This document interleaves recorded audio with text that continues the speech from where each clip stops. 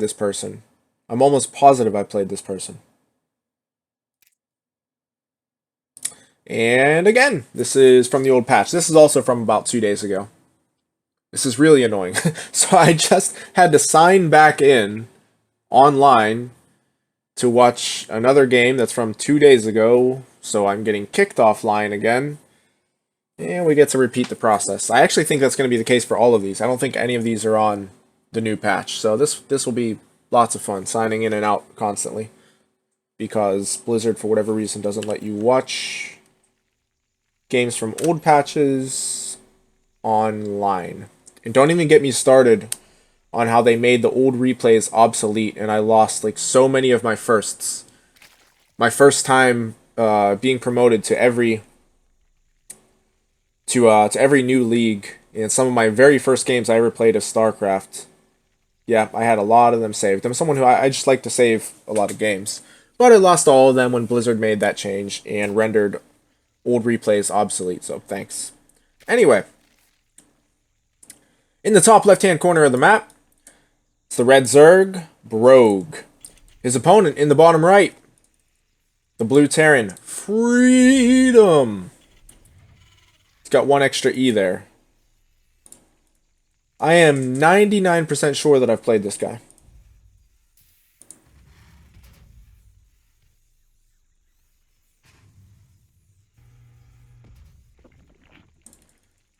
Broag going with the pool first. Not sure if this is for safety purposes. Pool first is basically the construction worker helmet of the Zerg build order equipment.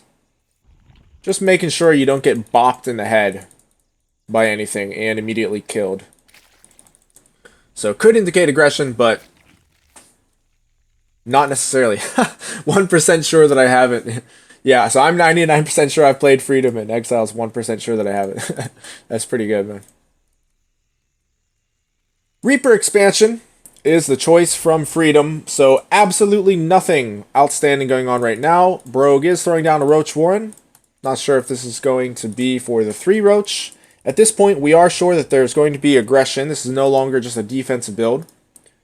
But it could just be 3 Roaches. Could even be something like a small Ravager push. Or it could be something much more committal. Knowing Broag's preferences, I'm going to say it's probably just going to be a small amount of Roaches to keep the Terran back. Yeah, Broag very rarely goes with Baneling buffs. So he's done it to me a few times. But if he goes all in, he will almost always go with a Roach-based all-in. That's just his style. But usually he doesn't go with all-ins anyway. Reaper does come up here, kills one of the gas drones. That's really annoying. Might even get a second. There's the second. Yeah, that's really annoying for the Zerg. But while this is going on, we do have Lings harassing the command center. Sorry I missed that. I was focusing more on what was going on up here. But they did get the SCV that was building this. So it's going to significantly delay it. More SCVs are being pulled. So there's going to be lots and lots of lost mining time. Broag might even... Okay, just barely does not get that other... Does get the SCV, but does not further delay the command center. Roaches are coming up. So far, it is looking like this is indeed the 3 Roach rush. In fact, we do have drones in production now. So this is the 3 Roach build. Nothing more, nothing less. When it's all said and done, 6 SCVs have gone down. That's actually really good for Broag. Really good for this build. For such a small commitment. He is, holy crap, he is 15 workers ahead. Part of that reason is because this command center has been out of operation ever since it was completed.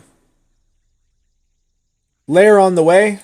This is totally standard with this 3 Roach build. There will be a Spire and then a 3rd base usually. Spire is used for corruptors, start to shut down drop play because, of course, roach-based compositions are very susceptible to drop play. And it looks like we're actually going to get mech here from Freedom.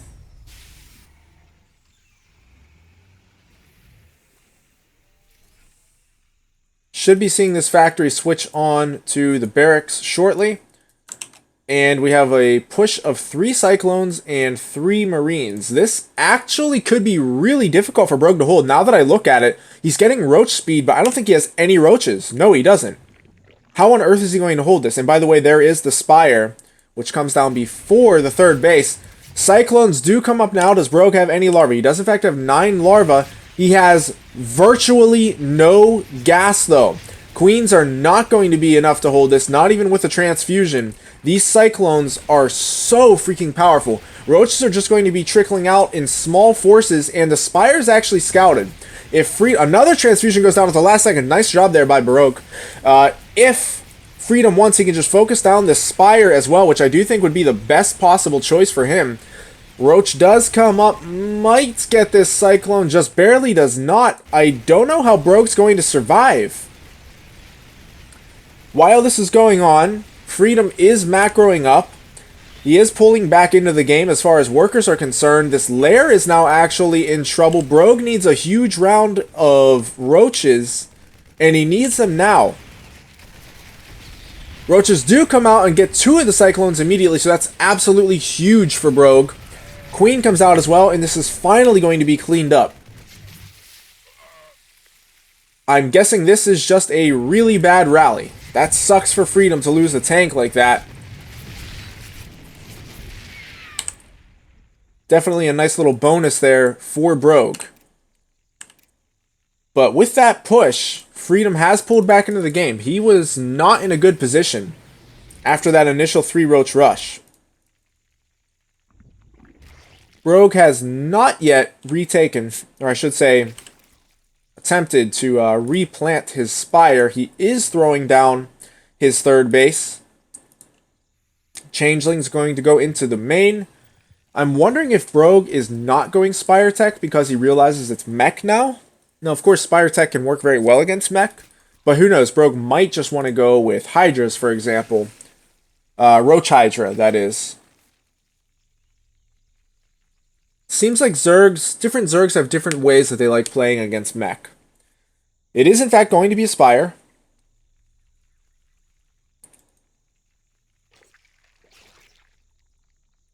Third base, roughly half of the way done. It's actually going to be behind the third base of Freedom. 1-1, just starting now for Broag. +1 vehicle attack for Freedom, about half of the way done. Hellions are going to go out, probably look to hit, at least scout the third base if there's nothing there. Maybe get some drones. Additional gases just now being added at the natural. That's going to be, or I should say that has been one of the primary inhibiting factors for our Terran player. As mech, you really need those gases as quickly as possible. Hellions are pushed away, but do get the scout on the third base.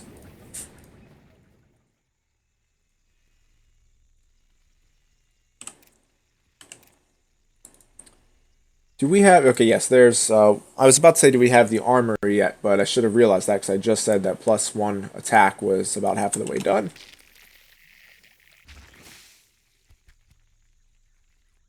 Corruptors being added in. More drones. Once that round completes, Broag will have a sizable advantage in the worker department. Freedom just now floating his third base over, and is immediately taking a 4th as part of the wall off here. I do like that fast 4th. Roach Ravager kind of just sitting at home here in close proximity to the bases in case they need to defend. Going to actually clear this attack path. I don't think that's necessarily a bad idea. Mech is generally not very aggressive, so it's more likely that Broag will need to use this to get out, to attack, earlier than the mech player will need to get in. And right as I say that, I am proven wrong. Though, I don't know if this is actually a good idea. I'm proven wrong in that Freedom actually wants to attack with mech at 93 supply. Generally speaking, that's an awful idea. Broag is going to back up. Honestly, I think he may have been able to take that. Possibly did make the better decision just to pull back to creep, pull back to the high ground, wait for more roaches to come out. So I can't fault Broag for pulling back. I think he actually could have taken that if he wanted. Biles do go down, gets one hit off on the Cyclones. But anyway, as I was saying, this is really not normal for a mech player, and I think we're seeing why now. Especially against a roach-based composition, you do not want to be trading.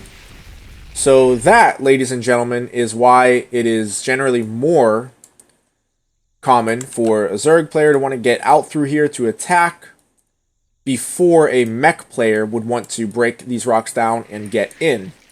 Now, if it's bio, it's a totally different story, especially if it's against Lingbane Muta. In my games, I'm constantly pushing up against here when the Zerg is trying to take their fourth.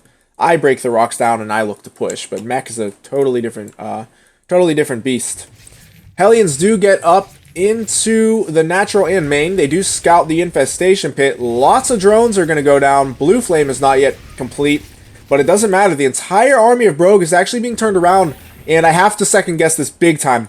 Broag actually could have won the game right here, in my opinion, if he would have pushed forward. I think he has to rely on reinforcements to take out those Hellions. Pulling back the entire army, ugh, that hurts a lot. There was nothing here. This tank just came out now. There was one Widow Mine and 3 Cyclones to defend. Look at this discrepancy in army supply. That would have been GG. Of course, it is very easy for me to say that, being that I can observe both sides, but I will say that it is almost never a good idea to pull your entire army back for harassment unless you know for a fact that you don't have reinforcements coming out soon. Like if you're completely supply blocked or you can't afford to make units. If it's a small amount, like I think it was 6 Hellions, 6 to 8 Hellions maximum, you're going to have to split your drones, you're going to have to pull them, etc. But do not pull your army back from the other side of the map, as a general rule. Good engagement here from Broag. Biles get off really well. Tanks do go down. SCVs are pulled. The roaches are actually pretty much gone. Ravagers are left over. Ravagers are relatively fragile, but they are going to be enough to take out this army. As I said, lots of SCVs did go down.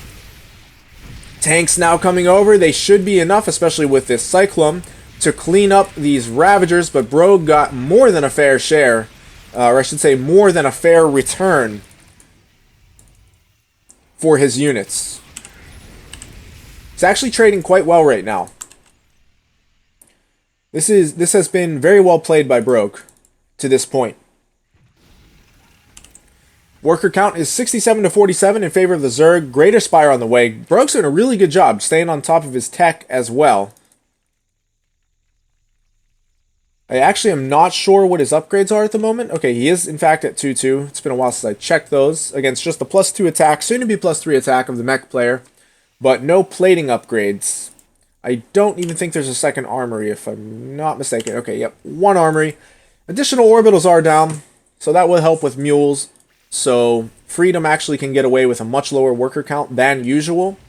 But it will be hard for him to float the orbitals out and to hold them.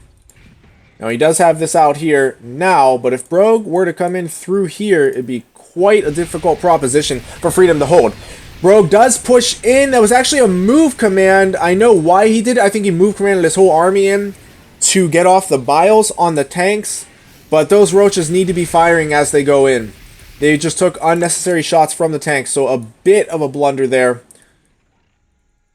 Fortunately for Broag, he didn't lose too many, just took some damage, that's all. But Broag is making the right decision. I will say this. He's making the right decision in not fully committing his army until he gets the tech, or in this case, the unit composition that he wants. So I love this idea. Just poke and then pull back. Do not commit until you get to your desired unit composition, which is what he's doing right now. And once these Broodlords morph in, this push becomes twice as strong. This is something that I've pointed out in Broag's replays before, where sometimes he would attack and trade his whole army or lose his army prior to getting to the tech that he really wants, even though he was under no pressure to attack. There was no need to attack. So in this case, he's making the perfect decision, in my opinion, of just poking. As I said before, shouldn't have been on move command, should have been attack move, but just poking in, but pulling back as soon as he encounters resistance. These Broodlords need to be protected. They need to be very careful about these stores. Broag does not want to lose these Broodlords. This is going to This is going to trigger or signal the Roach Ravager to come in, start focusing down the Thors, and this one Broodlord now can get to work on the remaining tanks. This is a fantastic engagement for Broag. He is now doubling the Terran in supply. Just a tremendous victory here from Broag. This is really, really well played so far. This is one of the best games I've seen from Broag. Command center is lifted off. Now we get to this problem that I was discussing before. So this orbital command can land, but it's going to be hard as heck for Freedom to actually hold it. Here's the high ground now for the Zerg army. All of these SCVs are going to go down 70 to 24 in favor of Broag. This orbital is floating off into oblivion, reinforcing roaches, taking down this orbital. No lift. The last Broodlord is going to go down. I don't even know if there are corruptors. There are not corruptors. So Broag may want to get out a few more corruptors there and remake some Broodlords. With that being said, these Roach Ravagers are going to continue to pick off key units of the Terran, and there really isn't anything that Freedom can do about it. Not sure why he went with all of these orbitals, by the way, instead of morphing in planetary fortresses. Not that I think it would matter much in this game. He was overwhelmed, but it would buy him some time. He's going to try to be sneaky and start mining up here, but his problem isn't that he doesn't have minerals. His problem is that he doesn't have any gas. So until he starts mining from this and this with full saturation, he isn't going to be able to produce anything that he wants.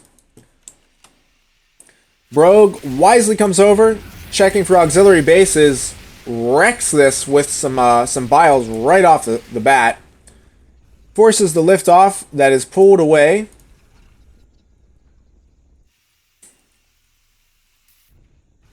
The supply tells the story here better than I could.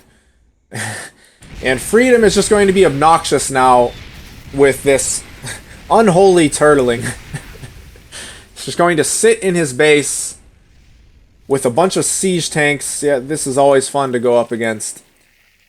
As I said before, all Broag really needs to do is morph in some more Broodlords. I would say 4 to 5 will get the job done. These Hellions are off on an adventure. They could kill every single drone that Broag has, and it isn't going to make a difference. There are 11 SCVs for Freedom. He's not making another army for the rest of the game, I guarantee you that. Exile says to make Swarm Hosts an A move, and yeah, actually Swarm Hosts could get the job done as well. Swarm Hosts or Broodlords definitely can, either can work here.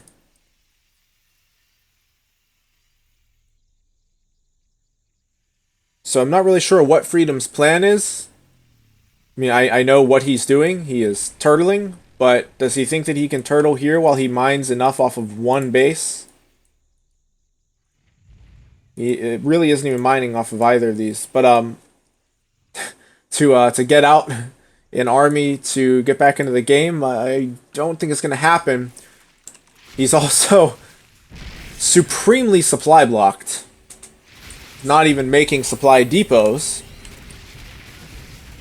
This orbital command is going to go down.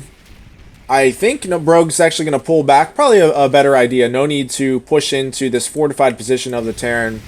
Hellions getting in here, killing a lot of drones, which is actually, I want to say, probably more beneficial to Broag than it is to Freedom, because now Broag has more room for army supply. Pulls back his entire army again. This is something I definitely want to caution Broag against this. This is 9 times out of 10, if not more, it's not a good move, and it leaves you very vulnerable, and you end up missing out on attack windows because of this. If you keep in mind, especially at this point in the game, when a player goes for harassment, most of the time, it's because they can't defend at home. So they're relying, or they're hoping, that you pull your army away from them because they can't deal with the pressure of your main army. Most of the time. There is an exception to that. If a player is 100% turtling and they're in good shape, but they just want to turtle, like that's their plan for the entire game, then yeah, they might just still send out small raiding parties around the map and they have a lot of units at home. But usually, and Freedom didn't show that he was a turtle player in this game. He actually attacked quite early, so usually when a player's sending out small raiding parties, small harassment forces like that, it's because they just want you to get the heck away from their main base because they can't take it. They're saying, please, please, I'm killing your workers. Please come back. I need more time to deal with your army. Anyway, Broag is going to push in now. Roach is getting close, right up close and personal on the Thors, on the tanks as well. Biles go down. Broodlords hovering over the turret. Don't even matter. Ain't no thing. Congratulations, you have a ninja base. Where's your economy now? Actually, all the corruptors are dead. The final Broodlord goes down, but roaches alone, I think, could actually take this game. I think Broag could purely make roaches for the rest of the game, for eternity, as far as I'm concerned, and Freedom will never get back in it. Should be seeing GG here shortly. There it is. Good game. Very well played by Broag. As I said, we'll look at the units lost tab. But yeah, that was definitely one of the best games I've seen from Broag. For sure.